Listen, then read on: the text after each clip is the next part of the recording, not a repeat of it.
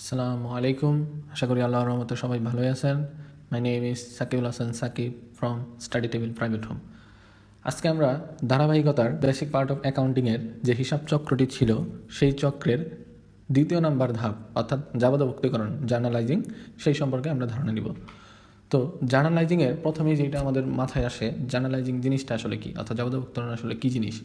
তো আমরা যদি সংজ্ঞাতে একটু লক্ষ্য করি, জাবাদভুক্তিকরণ বা জার্নালিংটি হলো একটি প্রক্রিয়া যার মাধ্যমে একটি প্রতিষ্ঠানের আর্থিক লেনদেন তার অ্যাকাউন্টিং সিস্টেমে নথিভুক্ত করে।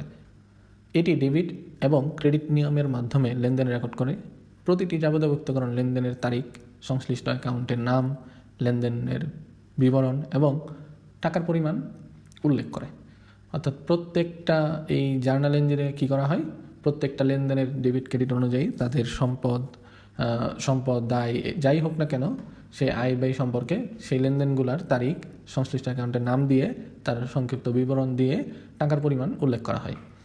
এটা কেন দরকার বা জাবেদাভুক্তকরণ আর্থিক প্রতিষ্ঠানের জন্য কেন প্রয়োজন?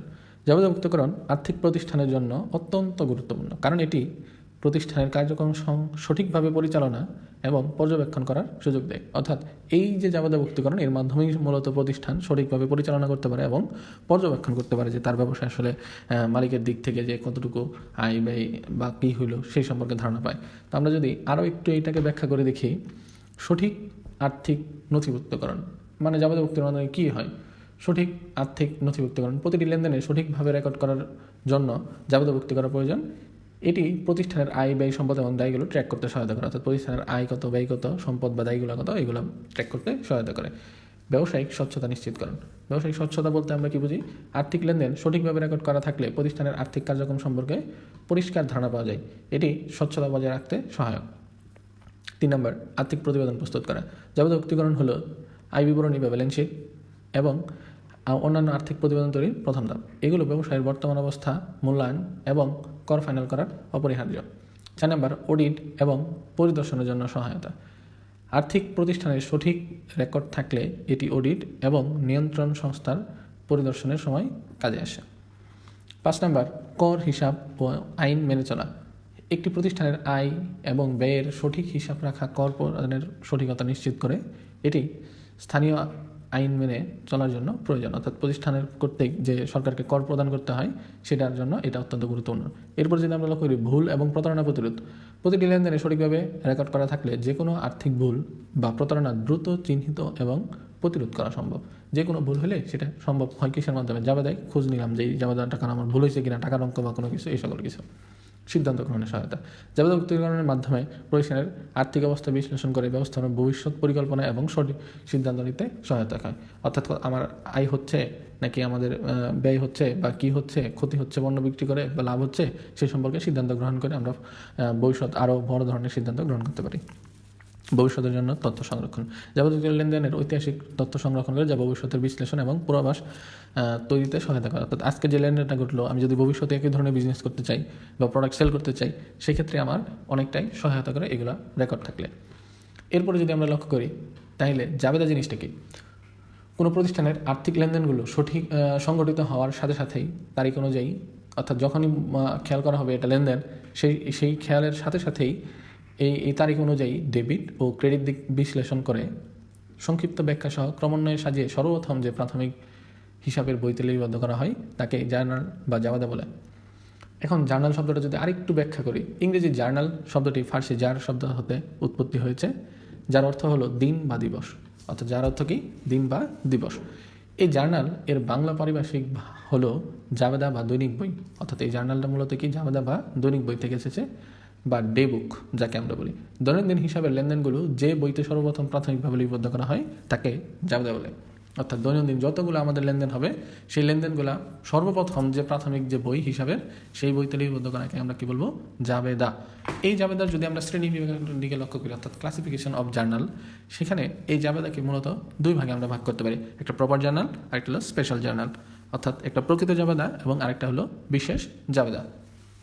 এখন আমরা ধারাবাহিকতায় যদি প্রকৃত জাবেদা সম্পর্কে ধারণা নেই, প্রকৃত জাবেদা জিনিসটা কি? বিশেষ শ্রেণীভুক্ত লেনদেন ছাড়া যে লেনদেনগুলো সংগঠিত হয়, অর্থাৎ বিশেষ কোনো শ্রেণী থাকবে না, অর্থাৎ একাধারে সবগুলা আয় এরকম না, বা একাধারে সবগুলা ব্যয় এরকম কোনো কিছু না।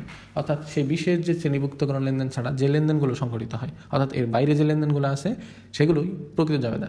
অর্থাৎ এইগুলাকে আমরা কি বলি, প্রকৃত জাবেদা বা প্রপার জার্নাল বইতে সংরক্ষণ করা হয়। সাধারণত ক্ষুদ্র ও মাঝারি ধরনের ব্যবসায় প্রতিষ্ঠানের ক্ষেত্রে প্রকৃত জাবেদার মাধ্যমে হিসাব লিপিবদ্ধ করা হয়ে থাকে। তো এই প্রকৃত জাবেদার আবার কয়েকটা প্রকার আছে। সেই প্রকারের আমরা যদি প্রথমেই লক্ষ্য করি, সাধারণ জাবেদা একটা অর্থাৎ জেনারেল জার্নাল, 2 নম্বর আছে সমন্বয় জাবেদা অর্থাৎ অ্যাডজাস্টিং জার্নাল, 3 নম্বরে আছে সমাপনী জাবেদা অর্থাৎ ক্লোজিং জার্নাল, 4 নম্বরে আছে প্রারম্ভিক জাবেদা অর্থাৎ ওপেনিং জার্নাল, 5 নম্বরে আছে বিপরীত জাবেদা অর্থাৎ রিভার্সিং জার্নাল, 6 নম্বরে আছে ভুল সংশোধনী জাবেদা কারেক্টিং জার্নাল। তো এই পর্যায়ে আমরা প্রত্যেকটা জিনিসের আমরা ছোটো ছোটোভাবে ব্যাখ্যা করে করে জানবো। প্রথমে যেটা আসে সাধারণ জাবেদা। তো সাধারণ জাবেদা জিনিসটা কি? সাধারণ জাবেদা বা জেনারেল জার্নাল হলো সেই বই যেখানে ব্যবসায়ের প্রতিনিয়ত সংগঠিত লেনদেনের প্রথমবারের মতো লিপিবদ্ধ করা হয়। অর্থাৎ এখানে কী করা হবে, প্রথমবার কী করা হবে, লিপিবদ্ধ করা হবে প্রত্যেকটা লেনদেনকে। প্রতিটি লেনদেনের জন্য একটি ডেবিট ও একটি ক্রেডিট হিসাব দেখিয়ে, অর্থাৎ আমাদের যে দুতরফা দাখিলা নিয়ম আছে সেই দুতরফা দাখিলা পদ্ধতি অনুযায়ী আমরা কী করবো, একটি ডেবিট এবং একটি ক্রেডিট হিসাব দেখিয়ে জাবেদা তৈরি করা হয়। এটি যা হিসাব বিজ্ঞানের প্রাথমিক বই, অর্থাৎ হিসাব বিজ্ঞানের এটাকে আমরা কি বলি, প্রাথমিক বই বা রেকর্ড হিসাবে বিবেচিত হয়, কারণ এখানে সংগঠিত হওয়ার সাথেই তা রেকর্ড করা হয়। অর্থাৎ যখন লেনদেনটি হবো সেই লেনদেন সংগঠিত হওয়ার সাথেই আমরা সেটাকে কী করবো, রেকর্ড করে ফেলবো। সাধারণত সাধারণ জাবেদায় ব্যবহার করে লেনদেনের বিস্তারিত বিবরণ সংরক্ষণ করা হয়, যা পরে বৃহৎ বই যেমন লেজার বা খতিয়ান স্থানান্তর করা হয়। এখানে যদি আমরা একটি সাধারণ জাবেদার উদাহরণ দেখি তাহলে তারা এরকম, রিফাত হলো একজন ব্যক্তি বা তার প্রতিষ্ঠান যাই কিছু হোক না কেন, সে 1 জানুয়ারিতে 2018 তারিখে, অর্থাৎ রিফাত একজন ব্যক্তি 1 জানুয়ারি 2018 সালের এই তারিখে রিফাত ট্রেডার্স নামের তার মার্চেন্ডাইজিং ব্যবসা শুরু করে, অর্থাৎ পণ্য ক্রয় বিক্রয়কারী এক ধরনের ব্যবসা সে শুরু করে, যেখানে তিনি নগদ টাকা 95,000 এবং সরঞ্জামের জন্য 20,000 টাকা বিনিয়োগ করে। অর্থাৎ সে ব্যবসায় নগদ টাকা দিবে কত, 95,000 এবং সরঞ্জাম বাবদ অফিস সরঞ্জাম ব্যবসা প্রতিষ্ঠান সাজানোর জন্য সেই সরঞ্জামের জন্য সে 20,000 টাকা বিনিয়োগ করে। এখানে আমরা যদি লক্ষ্য করি তাহলে জাবেদাটা কী হতে পারে, একটা জাবেদা, 2টা জাবেদা।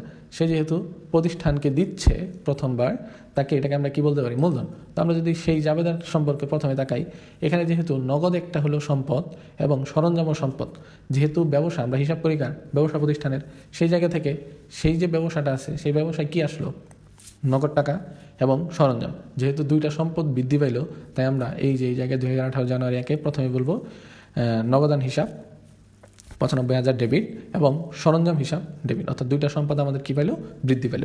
অন্যদিকে এটা কি হলো, মালিক রিফাত সেই ব্যক্তি যেহেতু দিছে, তাহলে এটা কি দিল, ব্যবসায় মূলধন। আমরা জানি মূলধন যখন বৃদ্ধি পায় তখন সেটা কোন পাশে বসে, ক্রেডিট পাশে। এখন কয়টা মূলধন দিছে, 2টা টাকা একসাথে যোগ করে সেটা এখানে বলবে, যেমন 95,000 আর 20,000, তাহলে হলো কি 1,15,000। এখানে আমরা যদি সংক্ষিপ্ত কিছু ব্যাখ্যা দেই তাহলে দাঁড়ায় নগদ টাকা এবং সরঞ্জাম নিয়ে ব্যবসা প্রতিষ্ঠান শুরু করলো। তার আগে এই যে ছকটা সেটা কিন্তু ভালো করে লক্ষ্য করতে হবে। প্রথমে তারিখের ঘর, এরপরে হিসাবের শিরোনাম ও ব্যাখ্যা, অর্থাৎ হিসাবের যে শিরোনামগুলো সেগুলো হবে এবং সংক্ষিপ্ত একটি ব্যাখ্যা হবে, খতিয়ান 20টা হবে, এখানে কত নাম্বার খতিয়ানে এই প্রত্যেকটা লেনদেন স্থানান্তরিত হবে, এর পরবর্তীতে সেটা লিপিবদ্ধ করা হয়। ডেবিট, কোনগুলো সম্পদ আমার কি হইলো না হলো, ডেবিট পাশের হিসাব এবং ক্রেডিট পাশের হিসাব, এইটাই মূলত হলো সাধারণ জাবেদা। এখন ঠিক এইটাকেই যদি আমরা একটু ইংলিশে এটাকে ট্রান্সলেট করে দেখি, on January 1st, 2018, Rifat start his merchandising business in the name of Rifat Traders, অর্থাৎ যার নাম ছিল কি, রিফাত ট্রেডার্স। বাই ইনভেস্টিং, যেখানে সে ইনভেস্ট করে মূলধন, ক্যাশ টাকা 95,000 অ্যান্ড ইকুইপমেন্ট টাকা হলো 20,000। যেহেতু একই রকমের, এটাকে যদি আমরা ইংলিশে লিখতে যাই তাহলে সেটা কীভাবে দাঁড়ায়, প্রথমে date, accounts title and explanation অর্থাৎ ব্যাখ্যা, রেফারেন্স অর্থাৎ এটা আমাদের কোথায় যাবে পরবর্তীতে, ডেবিট টাকা, ক্রেডিট টাকা।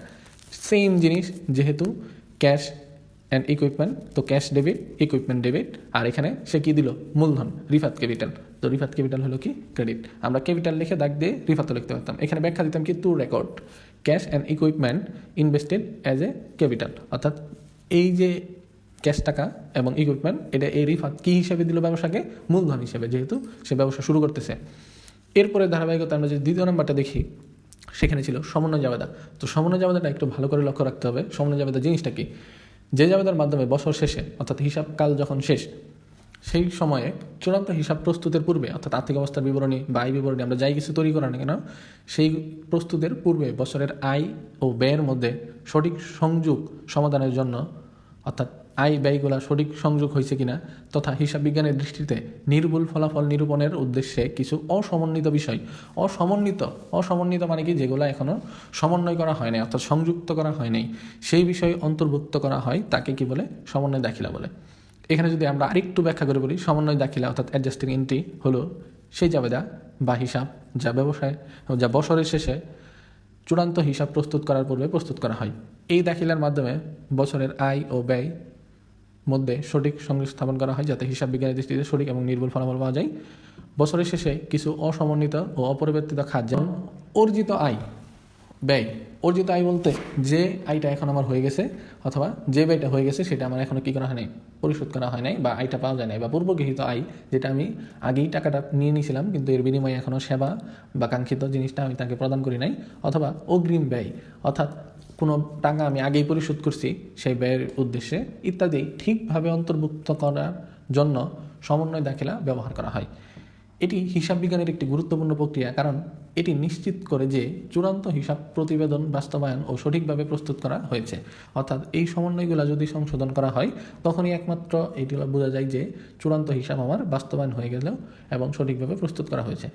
সেটা যদি আমরা একটা উদাহরণ দিছি, ডিসেম্বর মাসের বেতনের পরিমাণ ছিল 1,000 টাকা, অর্থাৎ ডিসেম্বর মাসে আমরা বেতন দেওয়ার কথা ছিল 1,000 টাকা, যা পরবর্তী জানুয়ারি মাসে পরিশোধ করা হবে, কিন্তু আমি এই বছর আর পরিশোধ করলাম না, এর পরের বছর যায় আমরা পরিশোধ করব। সেক্ষেত্রে জাবেদাটা কী হবে, যেহেতু আমার এই ডিসেম্বর মাসের বেতনটা দেওয়ার কথা অলরেডি আমার ব্যয় হয়ে গেছে, তাই এটা কি ব্যয় বৃদ্ধি হলো, অর্থাৎ বেতন একটা ব্যয় বৃদ্ধি হলে কোন পাশে বসে, ডেবিট পাশে, কিন্তু এর টাকা কিন্তু আমি পরিশোধ করি নাই এখনও। এটা কখন পরিশোধ করব, পরবর্তী হিসাবকালের শুরুতে অর্থাৎ জানুয়ারিতে। যেহেতু আমি আমার কাছে টাকা পাবে কিন্তু পরিশোধ করি নাই, তার মানে এটা কি বকেয়া ব্যয়।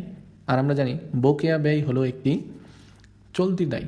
এখন এই চলতি দায় যেহেতু বৃদ্ধি পাইলো, আমি পরিশোধ করি নাই, দায় আমার বেড়ে গেল, সেহেতু দায় আমরা কোন পাশে দেই, ক্রেডিট পাশে। তো এটা যদি আমরা ব্যাখ্যা লিখি, বেতন অপরিশোধিত রয়েছে, এই সেম যে আগের মতো যে শখটা ছিল সেটাই হবে মূলত। এখানে বেতন হিসাব অর্থাৎ ব্যয় আমার হয়ে গেছে ডিসেম্বর মাসে, ব্যয় বাড়লে হয় ডেবিট, এবং যেহেতু আমি টাকা পরিশোধ করি নাই তাই দায় বাড়লো, তাই আমরা দায়ী হিসাবে এটাকে ক্রেডিট লিখবো, যা প্রদেয় বেতন হিসাবে।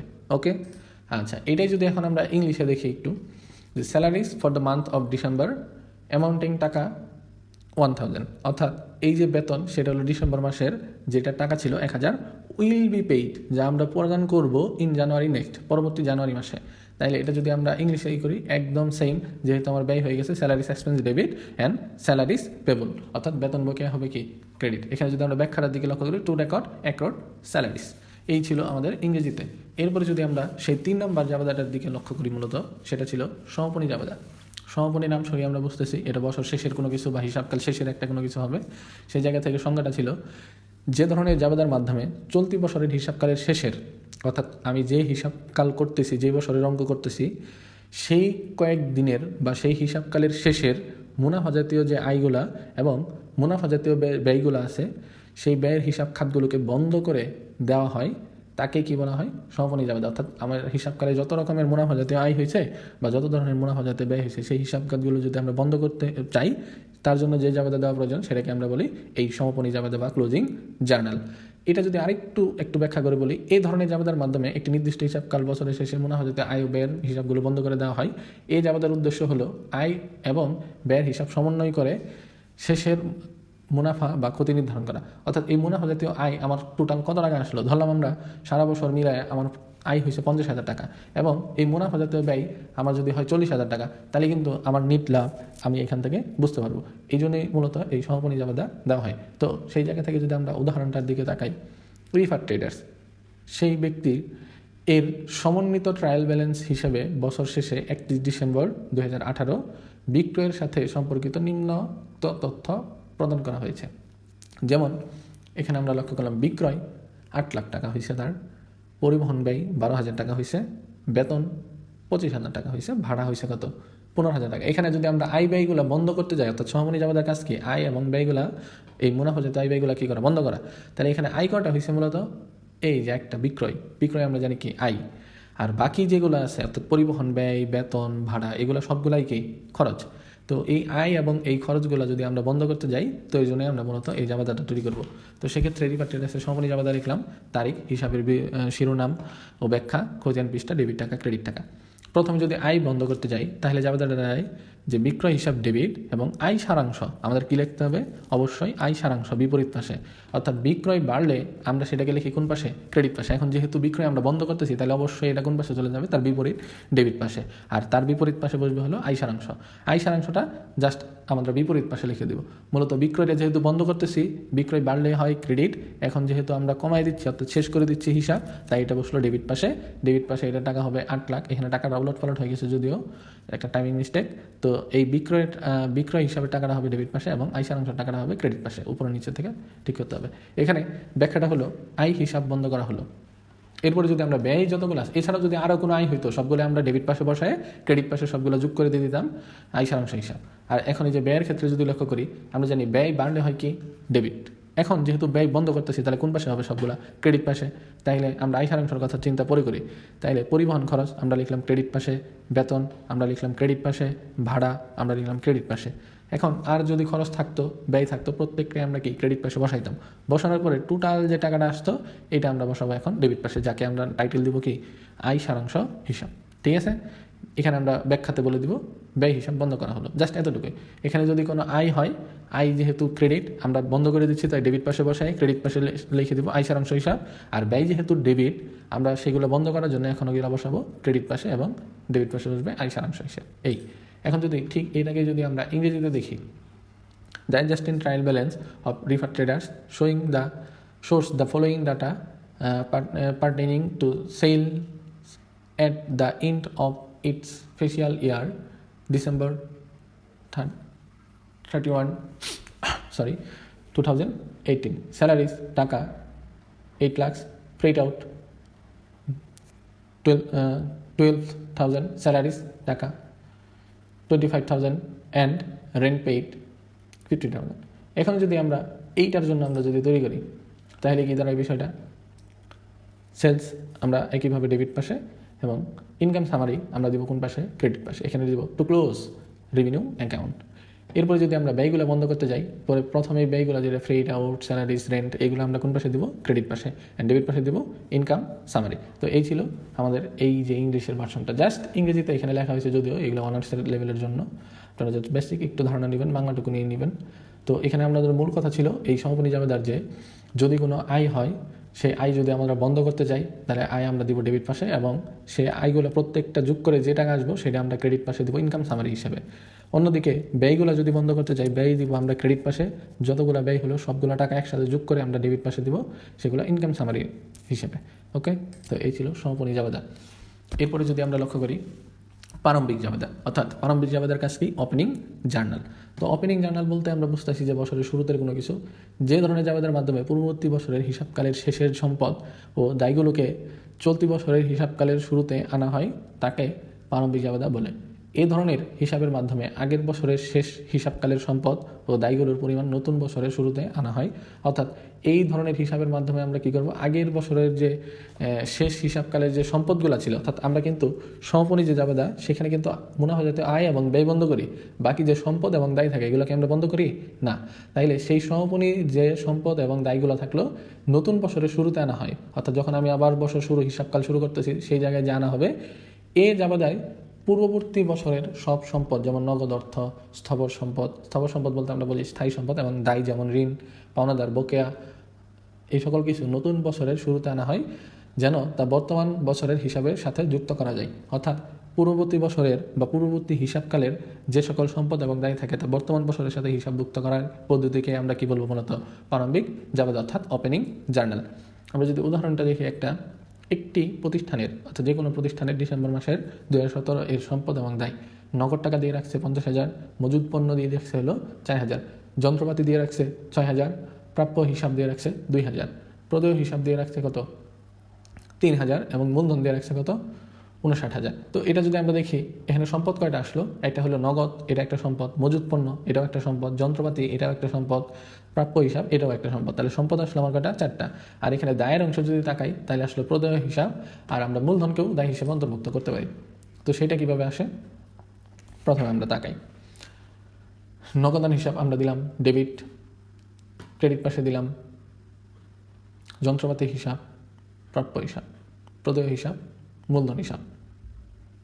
এখানে টোটাল মূলধনটা হয়তো বা উল্লেখ থাকবে না পরীক্ষাতে, এই প্রদেয় হিসাব পর্যন্ত আসবে। তো আমরা প্রত্যেকটা প্রদেয় হিসাব পর্যন্ত লিখে যে সম্পদগুলো ছিল সেগুলো ডেবিট পাশে বসাই। আমরা জানি সম্পদ বাড়লে বা আসলে নতুন বছরে যেহেতু আসতেছে তাহলে এগুলো কী দিব, ডেবিট পাশে বসায়ে আমরা সবগুলো টোটাল একসাথে নামাই দিব মূলধন হিসাবে, ঠিক আছে। যদি না দেওয়া থাকে, আর যদি এইভাবে সরাসরি দেওয়া থাকে তাহলে তো কোনো কথাই নেই।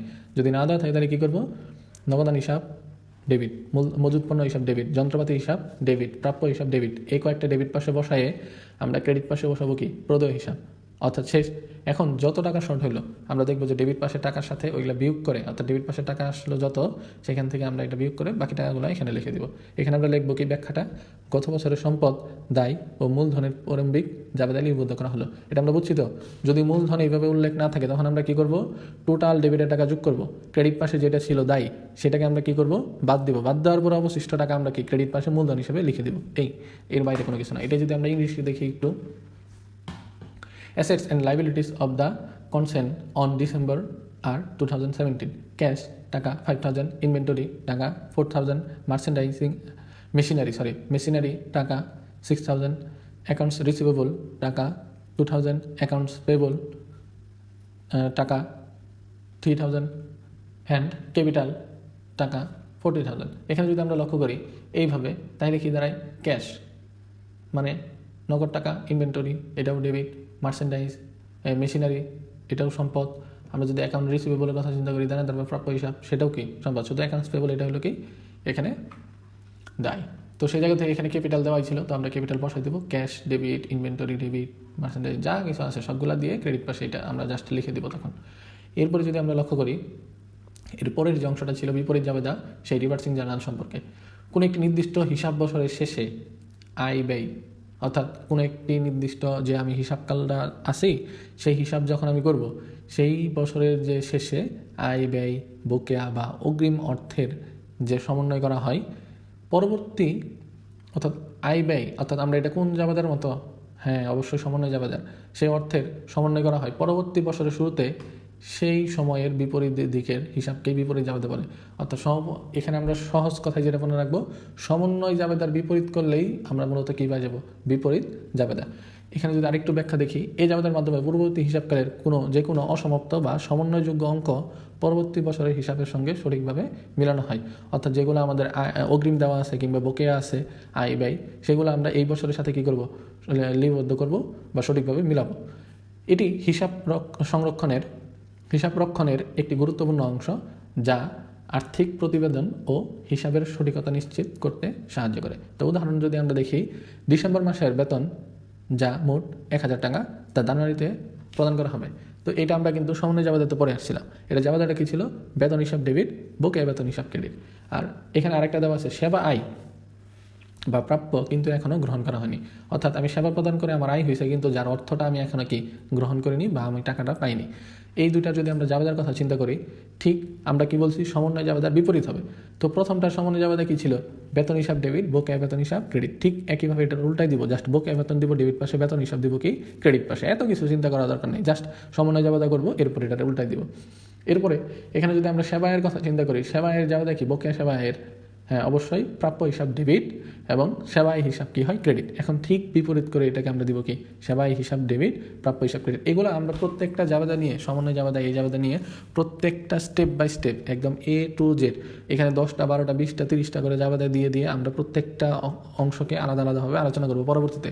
এখানে জাস্ট আমরা ধারণা দিচ্ছি যে সমন্বয় জাবেদা কি, বিপরীত জাবেদা কি, কিন্তু প্রত্যেকটা আইটেমের অনুযায়ী আমরা একটা ক্লাস বানিয়ে প্রত্যেকটা আইটেমের জন্য যতগুলো জাবেদা আছে এই পৃথিবীতে সবগুলো জাবেদা আমরা বাংলা ইংরেজিতে কনভার্ট করে সব জায়গায় অন্তর্ভুক্ত করবো ইনশাআল্লাহ।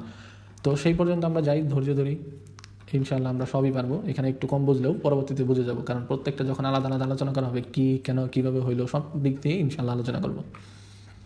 এটাকে ঠিক যদি আমরা ইংলিশে কনভার্ট করি, জাস্ট বিপরীত হবে, salaries for the month of December amounting taka 1,000 will be paid in the January next. আর 2 নম্বরটা ছিল যেটা service revenue receivable but not yet receive taka 5,000। এখানে যদি আমরা লক্ষ্য করি রিভার্সিং জার্নাল এন্ট্রিস, অর্থাৎ রিভার ট্রেডার্সের একজন যদি হয়, এর রিভার্সিং জার্নাল কী হবে, যে প্রথমে স্যালারিস এক্সপেন্স, অর্থাৎ বকেয়া ব্যয়ের জাবেদা কি এবং সমন্বয় জাবেদা salaries expense debit, salaries payable credit, ঠিক এটা উল্টাই দেওয়া হবে। আর যদি বকেয়া আয়ের জাবেদা আমরা করি অ্যাকাউন্টস রিসিভেবল সার্ভিস রেভিনিউ, এটা ঠিক উল্টাই দিলাম, service revenue debit and account receivable credit. এখানে আমরা এই ব্যাখ্যাগুলাই দিয়ে দিব নর্মালি। এখানে যদি আমরা চিন্তা করি সংশোধনী জাবেদা, জাস্ট 6 নম্বর যেটা লাস্ট ছিল এই এই এই যে প্রকৃত জাবেদা আছে সেগুলোর। তো আমরা যদি লক্ষ্য করি সংশোধনী জাবেদা অর্থাৎ কারেক্টিং জার্নাল, জাবেদার মাধ্যমে সারা বছরের রক্ষিত হিসাব বইতে ভুল ত্রুটি হলে, অর্থাৎ আমি যে জাবেদাগুলো করি সেই বইতে যদি কখনো ভুল ত্রুটি হয় বা বাদ পড়ে গেলে তা পরিশুদ্ধ করার জন্য যে জাবেদা দাখিলা দেওয়া হয় তাকেই সংশোধনী দাখিলা বলে। অথবা সারা বছরের হিসাব বইতে জার্নালে যদি কোনো ভুল তথ্য রেকর্ড করা হয়ে থাকে অথবা কোনো অ্যাকাউন্ট বাদ পড়ে যায়, তবে সেগুলো সঠিকভাবে রেকর্ড করার জন্য যে জাবেদা দাখিলা দেওয়া হয় তাকেই সংশোধনী জাবেদা বলে। এটি হিসাবের ভুল ত্রুটি শুধরাতে এবং সঠিক তথ্য নিশ্চিত করতে ব্যবহৃত হয়, যাতে আর্থিক প্রতিবেদনগুলো সঠিক ব্যবস্থাপনা হয়। অর্থাৎ যেগুলো আমাদের ভুল হয়েছে তা সংশোধন করার জন্য আমরা মূলত এই সংশোধনী জাবেদা বা কারেক্টিং জার্নাল করে থাকি। উদাহরণস্বরূপ দেখা যায় রবি থেকে নগদ প্রাপ্তি, অর্থাৎ রবি একজন ব্যক্তি যার কাছ থেকে আমি নগদ গ্রহণ করেছি। এই নগদ প্রাপ্তি টাকাটা শশীর অ্যাকাউন্টে, অর্থাৎ শশী একজন ব্যক্তি, সেই অ্যাকাউন্টে তার যে অ্যাকাউন্ট আছে বইতে সেখানে 1000 টাকা পোস্ট করা হয়েছে। অর্থাৎ আমি পাইছি মূলত রবির কাছ থেকে, কিন্তু আমি লিখে ফেলছি যে আমি টাকাটা শশীর কাছ থেকে পাইলাম। তো সেই জায়গা থেকে এটা জাবেদাটা কি সংশোধন করতে হলে দেখো এটা একটু ভালো করে বুঝতে হবে। যেহেতু শশীর কাছ থেকে আমি কমাইছিলাম, আমি কি করছিলাম রবির কাছ থেকে টাকা পাইয়া শশীর কাছ থেকে কমাই দিছি, যে আমি ভাবছিলাম শশীর কাছে আমি যত টাকা পাই সে আমার 1000 টাকা দিছে, আদতে তো সে দেয় নাই। তাহলে শশী যেহেতু আমি তার অ্যাকাউন্ট থেকে মাইনাস করছিলাম, এখন কি প্লাস করবো, অর্থাৎ শশী কি বেড়ে যাবে, অর্থাৎ আমার দেনাদার কি আবার আগের মতোই বেড়ে যাবে। যেহেতু দেনাদার সম্পদ, এটা বৃদ্ধি পেলে কোন পাশে বসবে, শশী ডেবিট পাশে, অর্থাৎ প্রাপ্য বা দেনাদার হিসাব শশী হিসাব ডেবিট। অন্যদিকে রবি যে ছিল সে রবির আমার 1000 টাকা দিছে, এখন কি সে কমে যাবে না, অর্থাৎ আমি যার কাছে টাকা পাইতাম দেনাদার রবি, সে যদি আমার টাকা দিয়ে দেয় তাহলে কি সে কমে যাবে না। এখন সম্পদ যদি কমে, অর্থাৎ এটা যদি প্রাপ্য হিসাব কমে যায়, তাহলে আমাদের বসবে কোন পাশে, এই ক্রেডিট পাশে। আমরা কি বুঝতে পারছি ব্যাপারটা? এখানে আবার যদি একটু লক্ষ্য করি রবি থেকে নগদ প্রাপ্তি, অর্থাৎ রবি আসলে আমার টাকাটা দিছে কিন্তু আমি ভুলে লিখছিলাম শশীর কাছ থেকে, এবং শশীর অ্যাকাউন্ট থেকে আমি সেই টাকাটা কি, যে যদি আগে পাইতাম 10,000 এখন পাই 9,000, 1,000 টাকা আমি কি করছিলাম মাইনাস করছিলাম। যেহেতু এটা ভুলে করছিলাম তাহলে এখন সংশোধন করতে হলে কি শশীর অ্যাকাউন্টে আমি টোটাল কত পাই, মূলত 10,000, সেটা মিল করার জন্য কি শশীর অ্যাকাউন্টে আরও 1,000 বাড়াইতে হবে না, অর্থাৎ প্রাপ্য হিসাবে 1,000 বাড়বে, সম্পদ বৃদ্ধি পাবে, এই জন্য আমরা এটা দিব কি ডেবিট পাশে। আর যদি আমরা রবির যে হিসাবটা আছে সেই জায়গা থেকে টাকা পাই, সে অবশ্যই কমে যাবে, ওর অ্যাকাউন্ট থেকে কমাইতে হবে, তাহলে সেটা বসবে অবশ্যই ক্রেডিট পাশে। তো সেই জায়গা থেকে আমরা যদি ব্যাখ্যা দিই রবি থেকে নগদ প্রাপ্তি ভুলভাবে শশী অ্যাকাউন্টে ডেবিট করা হয়েছিল, তা এখন সংশোধন করা হয়েছে। ইংরেজিতে যদি আমরা এটা লক্ষ্য করি, received cash from Rabi was posted to the account of Shashi, অর্থাৎ রবির কাছ থেকে যে টাকাটা পাইছি সেটা পোস্ট করা হয়েছিল কোথায়, শশীর অ্যাকাউন্টে। আমরা যদি ইংরেজিতে দেখি রিফার ট্রেডার্সের রেক্টিফাইং জার্নাল এন্ট্রিজ, সেই জায়গা থেকে এখানে আমরা কি লিখবো, account receivable Shashi debit, account receivable credit Robi, এখানে cash received from Robi wrongly debited to Shashi account now rectified, অর্থাৎ এটি সংশোধন করা হয়েছে। এরপরে যে আমাদের ছিল বিশেষ জাবেদা, সেই বিশেষ জাবেদা সম্পর্কে আমরা আরও একটি ক্লাস করে, যেহেতু এটা অনেক বড় হয়ে গেছে সেহেতু এটাকে আর আমরা দীর্ঘায়িত না করে আমরা পরবর্তী ক্লাসে ইনশাআল্লাহ আলোচনা করব। তো সকলেই ভালো থাকেন, সুস্থ থাকেন, আসসালামু আলাইকুম।